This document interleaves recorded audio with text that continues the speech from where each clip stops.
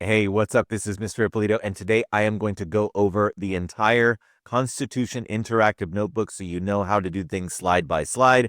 I'm going to give you some shortcuts, some tips, some tricks, some things that you need to know so that you can be successful. Let's go ahead and jump in. This is slide number one. All you need to do in slide number one is just make sure that you put your first and last name in there. You got that, and then you're good to go. Uh, Please read the instructions. One of the things that I put in here, I expect you to do your own original work. You may get reduced or zero credit on it if it is determined that it is either electronically generated, AI, or copied or shared with another student. If you're taking shortcuts that you have not been allowed to do, then you could get a reduced grade on this, except where allowed by Mr. Ippolito. So there are some shortcuts. If you watch this video, there are shortcuts that I'm going to allow, and I'm going to give you a few little tips and tricks on how to navigate your way through this. So if I've given you the permission to use AI or to copy off of me, go for it. But there are some times when I really do want you, most of this, I want you to do your own original work and your original research so that you can actually learn about the United States Constitution. All right, let's keep going. These are just informational slides on here. This is the preamble assignment. Many of you have already done this. There is supposed to be a preamble here. It's missing. So I'm going to refer back when I show you these questions here. So if you have not yet done this, I think this is slide, I don't know, 6, or actually, let me go back here. And yes, this is slide 6. So these questions right here, this is the preamble that we're referring to here. And let me go ahead and, ooh, that's a little bit too much of a zoom. There we go. So this is the preamble that the assignment is talking about of the Declaration of Independence. And then the preamble that we're talking about with the Constitution. I am now changing my original. I want to switch that back. Okay, so let's go back over to the questions here. According to the preamble, who established the Constitution? What does this suggest about the type of government set up? So in this question, you want to talk about we the people. That is the starting line of the preamble to the Constitution. So when we start with the line we the people, what do you think that means about the type of government that we want to set up? I'm not trying to give you the answer, but I'm just trying to lead you toward that answer, right? It's a government of the people that's created of people, of the American people, by the American people, for the American people, to quote from Abraham Lincoln, who was not around during the Constitution. But anyway, something like that you want to answer on number one. Number two, what is the purpose of the preamble? Well, what's the purpose of any introductory paragraph, right? If you take a look at, and I really should have this all set up. There we go. Let's go back here. We, the people of the United States, in order to form a more perfect union, establish justice, ensure domestic tranquility. Basically, this is giving a list of all of the problems that we had under the Articles of Confederation, and this Constitution is being written so that we can fix those problems and to create a more perfect union. In other words, we're trying to create a better country with a better government, better than the Articles of Confederation, and so this is why we are writing the Constitution. Okay. Next question, number 3. Which phrase from the preamble is the most important in your opinion? This is the preamble to the Constitution, right? So this is, it's this part right here. What do you think is the most important? Is it the most important to provide for the common defense, or promote the general welfare, or secure the blessings of liberty to ourselves and our posterity? Was the most important part of the Constitution to create a Constitution that was going to last? We had won liberty in the Revolutionary War, and now this Constitution is going to secure those blessings of liberty to ourselves and our posterity, to future generations. So pick a part and then explain why that is, you think, the most important part of the preamble. And then finally, number 4, compare the Constitution's preamble to the Declaration's preamble. How are the purposes of the preambles different? If I were going to give you a little bit of hint on this, I feel like the preamble to the Declaration, this is like our mission statement, right? This is what we stand for as a nation. This is what Thomas Jefferson is talking about. Like, these are our ideals that we should aspire to. We hold these truths to be self-evident, that all men are created equal. This is our mission statement. This is what we're striving for. This is the reason we're writing the Constitution. These are the practical reasons we are creating this new form of government. So if I were going to say something like that, if I were going to answer that question, I would say something like that. Okay. Moving on, this is the vocab part. So for the vocab, you've noticed I've given you some hints here. First of all, just go to Google Images and put in an image that you think represents whatever that term is, right? That's what the instructions say. Look for an image that best symbolizes it and insert it into the third column. So the 3/5 compromise, we've already learned about this in class. It answered the question, how will enslaved Americans be counted for representation in Congress? Remember, the North was like, you don't even treat them like humans. They should not be counted as all. And the Southern whites who were in the Constitutional Convention were like, well, they are humans and we should therefore count them, because they wanted more power in Congress, right? So the compromise, an even compromise, would have been 1/2. It would have been called the 1/2 compromise, because the Southern whites were not treating enslaved Americans as humans at all. And so they should not have been counted as all, but the compromise ended up being 3/5, which means that the power went a little bit. The compromise kind of went a little bit more in the favor of the Southern whites in this case. Anyway, you know what the 3/5 compromise is. Put the definition in there and then put an image. I do think in this particular case, I think it's better for you to put it in your own words than it is just to copy and paste. Put it in your own words. You're always learning. Any kind of vocab assignment, put it in your own words. You're going to be learning better. Great compromise. Remember, this was the small state versus the large state compromise. The small states, of course, wanted equal representation in Congress. The large states wanted it to be proportional based on population. And so the great compromise was, instead of just having one house of Congress, one part of the legislature, let's split it up into 2 houses of Congress. Let's have the Senate, where all states are represented equally, regardless of size. And then let's have the House of Representatives that is based on population. So big states like California, we get more representation in the House of Representatives. Small states like Wyoming or North Dakota, they get just the one representative in the House of Representatives. So that was the great compromise. Direct democracy gives power to the people directly to vote on laws. The United States does not. Technically, we are not a direct democracy.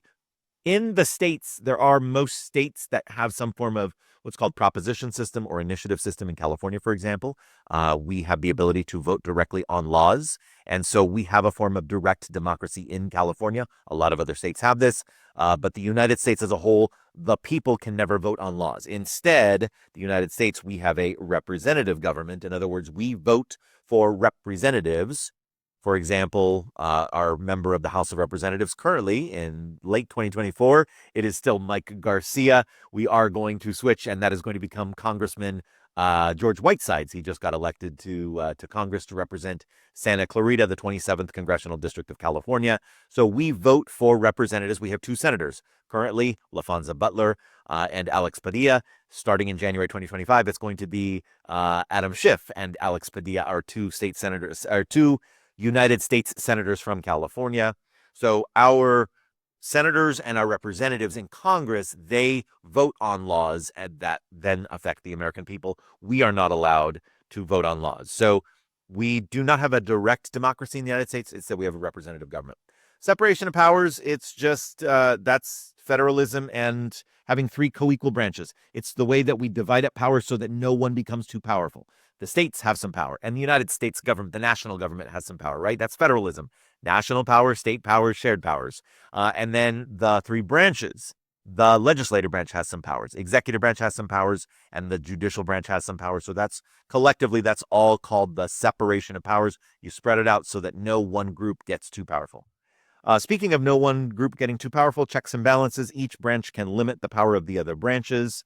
So, for example, when Congress has to approve, the Senate has to approve the appointments made by the president. That's an example of a check that Congress has against the president. The Senate has to approve all ambassadors, all cabinet appointments, all Supreme Court nominees. The Senate has to approve all of those. So that's a check that the legislative branch has against the executive branch. Another example, if the legislative branch, Congress, wants to pass a law, it needs to be signed by the president. The president can veto a bill so that it will not become a law. That is a form of checks and balances that the executive branch has against the legislative branch.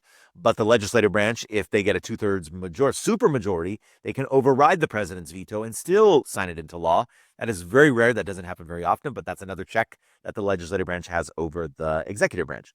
Finally, an example of the judicial branch, some of the power that they have as checks and balances. The judicial branch can declare laws of Congress unconstitutional. That's a check that the judicial branch has over the legislative branch. or they can declare executive actions unconstitutional. President of the United States, you are not allowed to do that.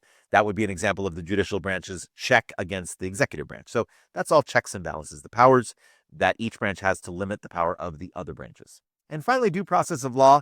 Everyone in this country should be treated fairly under the law, especially when accused of a crime. Now, if you are ever in a situation, I'm going to give you another tool that you can use.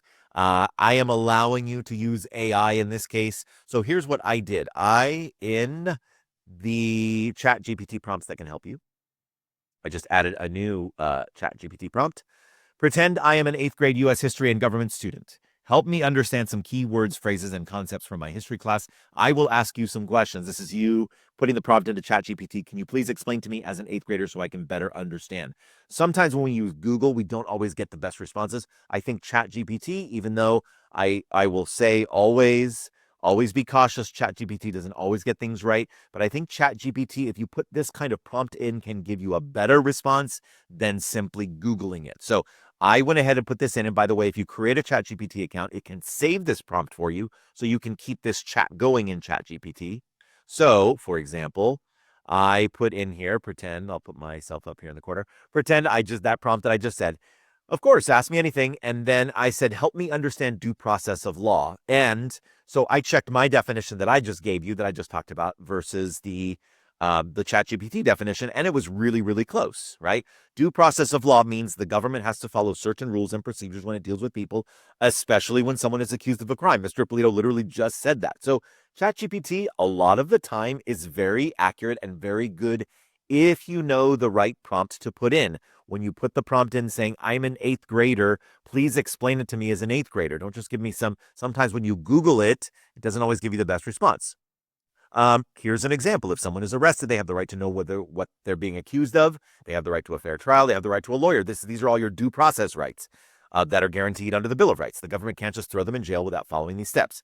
It's part of the 5th Amendment. We talked about that for federal cases. And then the 14th Amendment, it's included in there for state cases. It helps protect people from being treated unfairly by the government. So I think that as I am getting more and more comfortable with it, I am finding that ChatGPT is again, it's not always, you always need to approach everything with a critical eye and a critical ear. Always think critically. But I will say this, I am getting more and more impressed with AI's ability to help when you give it the right prompt. Okay, I'm going to keep going. And let's move on now to, this is the branches of government. I have several students coming up to me, Mr. Polito, I don't know how to respond to this. You got to watch the video. Watch the BrainPop video. Watch the BrainPop video. It will help you with this. So describe this branch, legislative branch. This does not need to be overly complicated. Makes the laws, right? Executive branch executes or carries out the laws. Pardon my messy writing here. Judicial branch interprets the laws. Doesn't need to be overly complicated, but this is where you are now going to talk about checks and balances. Power this branch has over other two branches. Checks and balances, checks and balances, checks and balances. It's all in the BrainPop video. Watch the BrainPop video. Okay. Moving on, speaking of the BrainPop video, this is going to help you with matching. I'm giving you, as a reward for watching this video, I'm giving you a couple of answers. System in which no one government branch has too much power, that's checks and balances. A tool the legislative branch has to remove the president, that is impeachment, that's H. Made up of the president, vice president, that's executive branch, that's F. Made up of 100 members, 2 from each state, that's the Senate. The document that established U.S. government branches, that's going to be the Constitution. By the way, some words may be used more than once, so you might have some letters used more than once here. So there you go. Just many of these you already know, but still watch the BrainPop, watch the BrainPop, watch the BrainPop. Okay. Oh, I went ahead and just, again, as a reward, I'm just giving you all of the answers here. Which branch of government? We've learned a lot about the 3 branches of government. There's one that I wanted to point out here, collects taxes. You know, I did not create this constitutional interactive notebook. I'm not sure who the original creator, like what their intention was on this collects taxes, because you could say, well, Congress takes tax money and then spends it, hopefully wisely for the betterment of all people. But it's technically the executive branch that collects. It's the IRS, Internal Revenue Service. That's what IRS stands for. So this one could either be E or L. All of the rest. Hey, congratulations. Here are the answers right here. Ideally, you should be checking your answers with this because you've already answered these, but I'm giving you the answers. Congratulations. Article 1, this is going to take a little bit more time here. So I wanted to give you some answers. Members of the House are elected every 2 years. 25, they have to be at least 25 years old. There's the bell. Senators are elected every 6 years. They need to be at least 30 years old. All bills involving money must start in the House. We've already learned about that. The Senate is responsible for ratifying all treaties and for approving all appointments made by the president. Okay, so I gave you some of those answers. Here, you got to do a little bit of work here. Our member of the House of Representatives. So you can either say the guy we currently have or the guy we're about to have, right?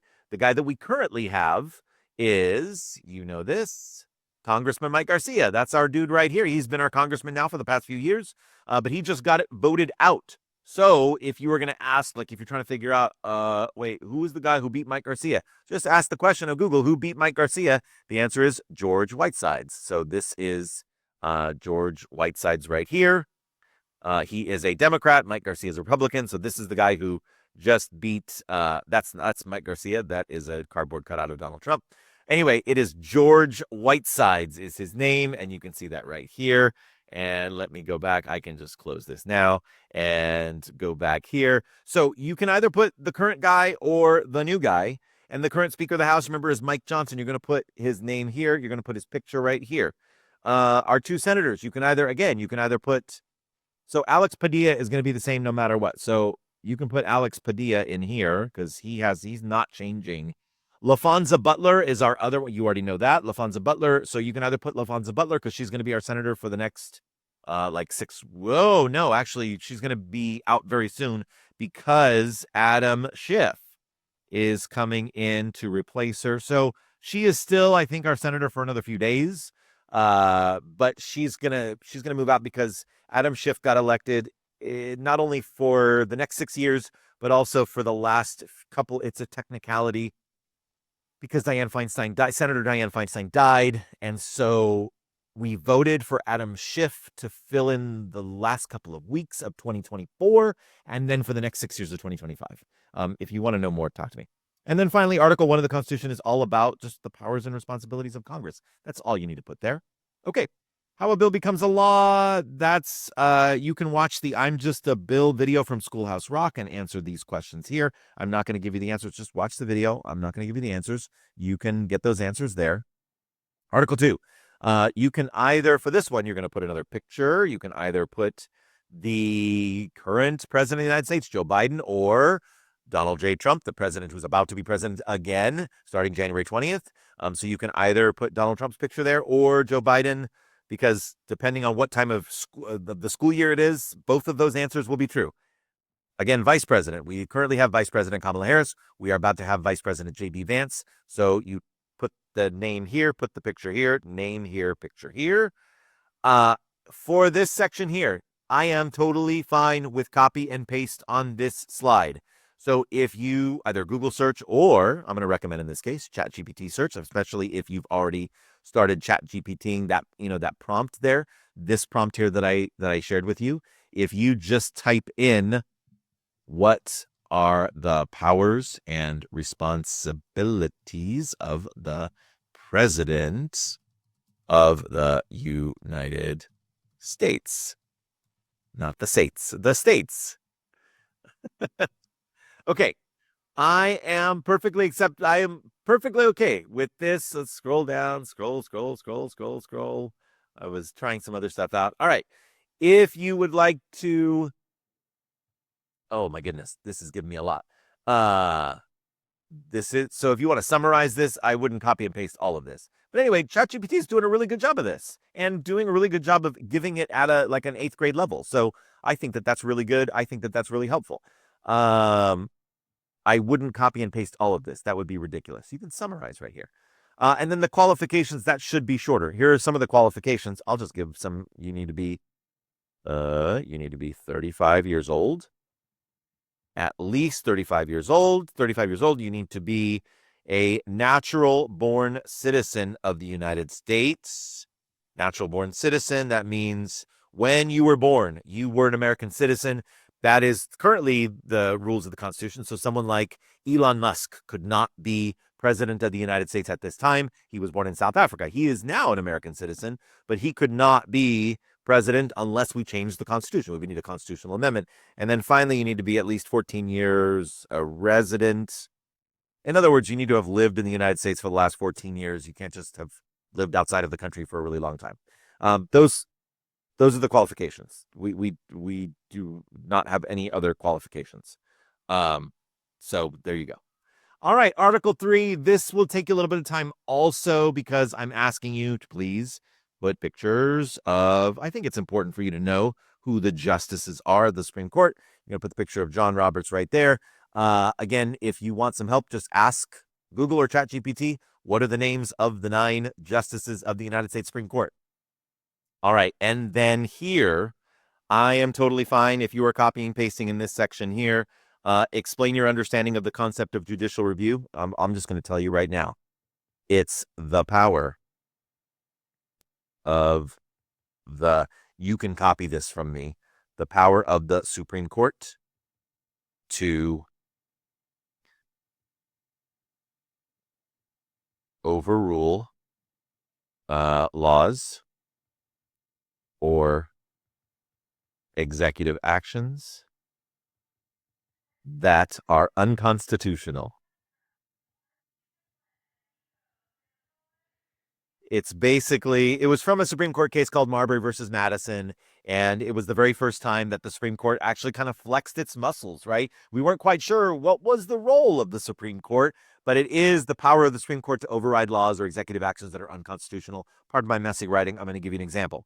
There was a system of segregation in our country for a long time, right? Basically, mostly in states of the South, where Black people were treated differently than white people. It was a holdover from slavery. Slavery was outlawed, but many people in the South still wanted that system of white supremacy and of like this caste system, like this a class system where white people were treated better than Black people. It was one of the places where this happened was in schools, where there were separate schools for Black children and better white schools for white children. In the 1954 Supreme Court decision, Brown versus the Board of Education, it was finally what the Supreme Court said in a 9-0 decision. It was unanimous that when you send Black children to different schools than white children, you are treating them differently. That is not right. That is unconstitutional. It goes against the 14th Amendment of the Constitution, which grants equal protection under the law.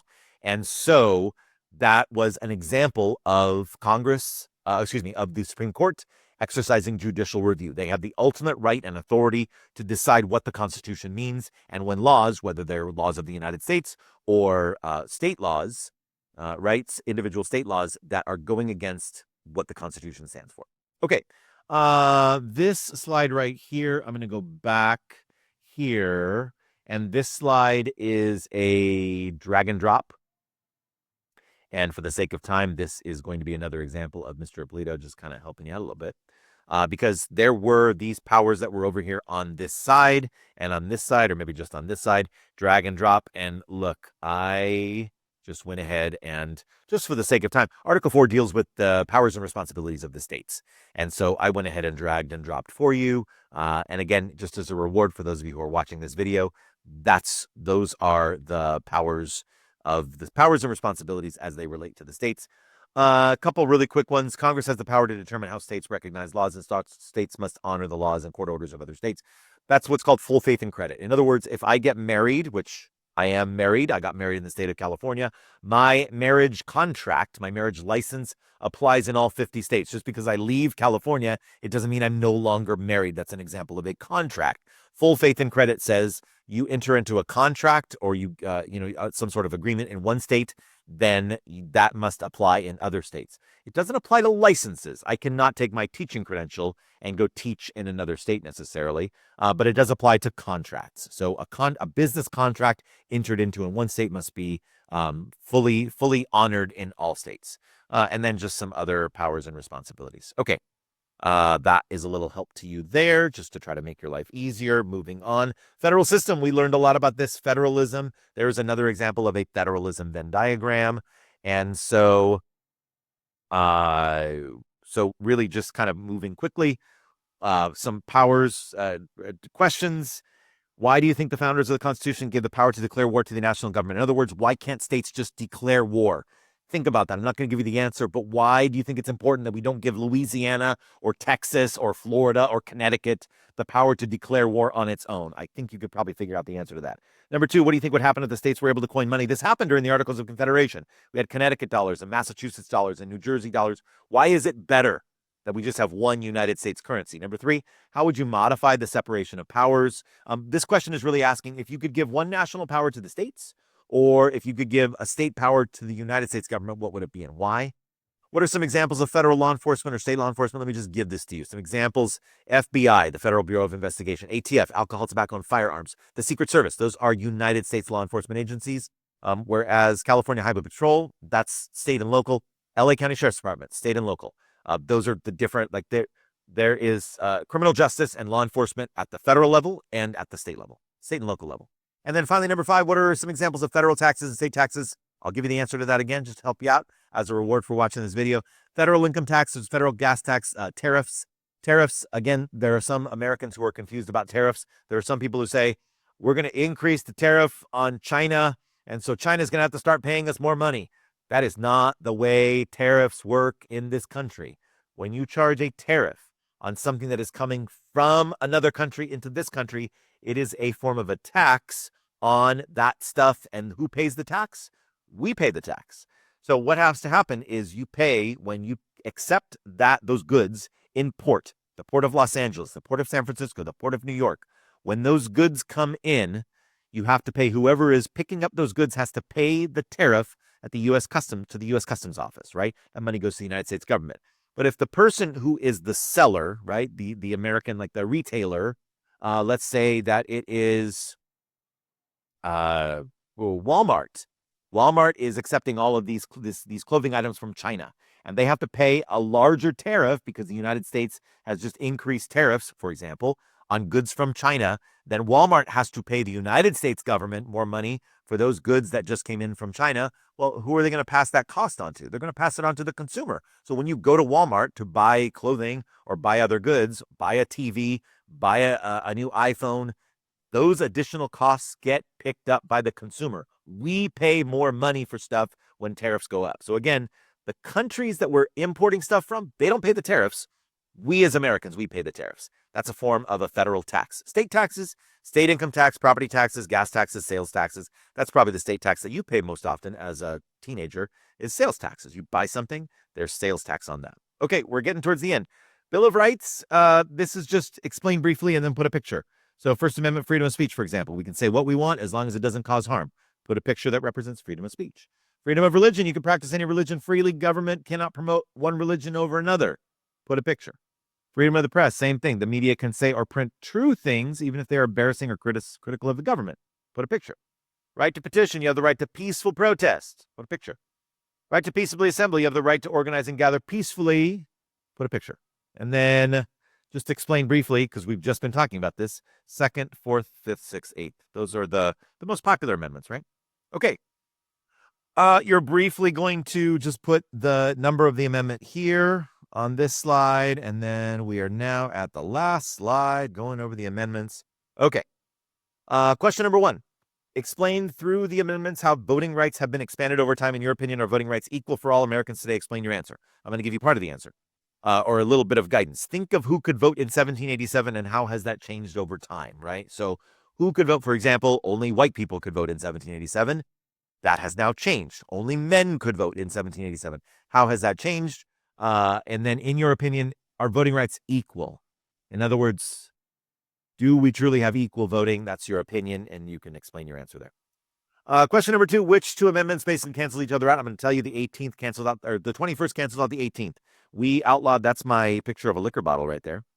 We outlawed alcohol in the 18th Amendment, and then we're like, this is not going to work in the 21st Amendment. Why do you think America changed its mind about alcohol? We wanted to outlaw it. We thought it was a good idea until it wasn't. Question number 3, which 5 amendments deal with the presidency and presidential elections, and why do you think we've made these changes over time? I'm going to just tell you these are the amendments, the 12th, the 20th, the 22nd, 23rd, and 25th. Why do you think we made these changes over time? Again, I'm just kind of speeding up just to get this done. Quarter 4, what do amendments 13, 14, and 15 all have in common? They were the Reconstruction suite of amendments. That's what I call them. In other words, they were the amendments that we passed after the Civil War to try to give equal rights to formerly enslaved Americans, the free blacks in America.